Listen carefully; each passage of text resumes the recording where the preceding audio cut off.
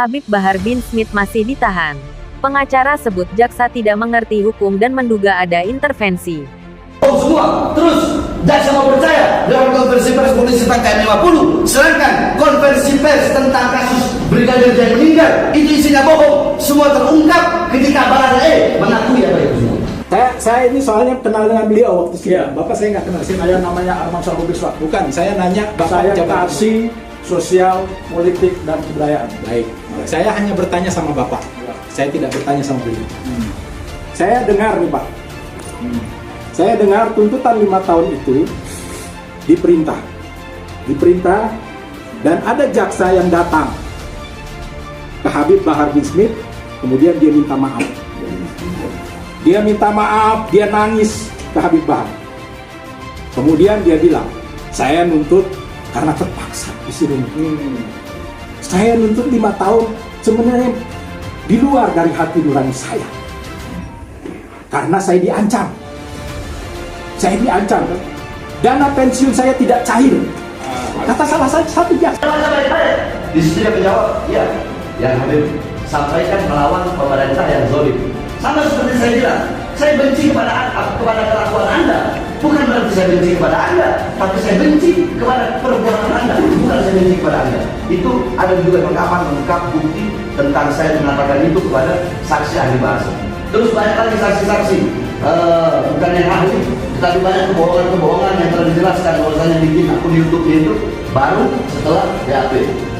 Terus kalau jaksa percaya dengan kebohongan-kebohongan itu semua, kenapa kami tidak percaya dengan saya tidak percaya dengan dengan kebenaran yang saya anggap itu benar, kemudian saya sampaikan. Dengan tanggapan di atas tersebut kata jaksa, maka dengan sebuah kesimpulan yang tegas dan jelas atas pembelaan penasihat hukum terdakwa Habib Bahar bin Smith. Oleh karenanya kami menuntut intinya tetap pada tuntutan, yaitu 5 tahun tuntutan.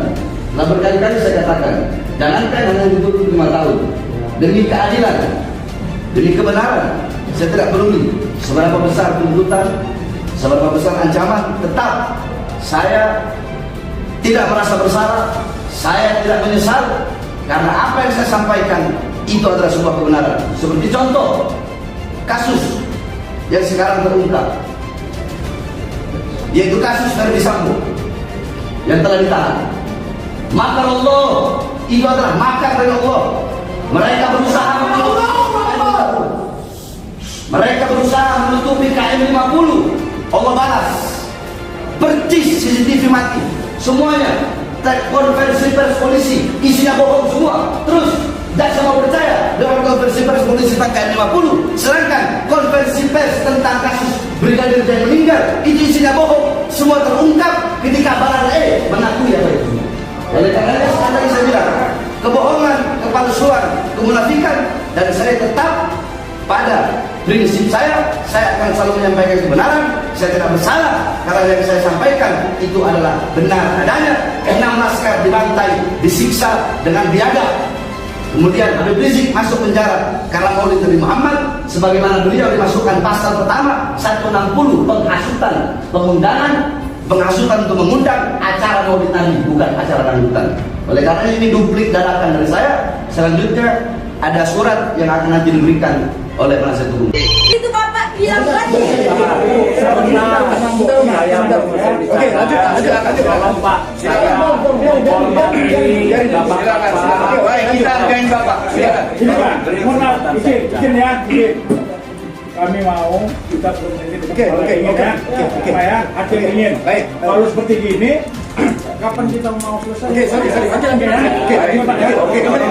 Kita sama-sama saling menghormati.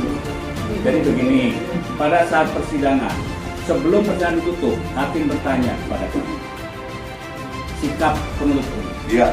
Kami nyatakan pikir-pikir. Betul Pak ya. Sepakat.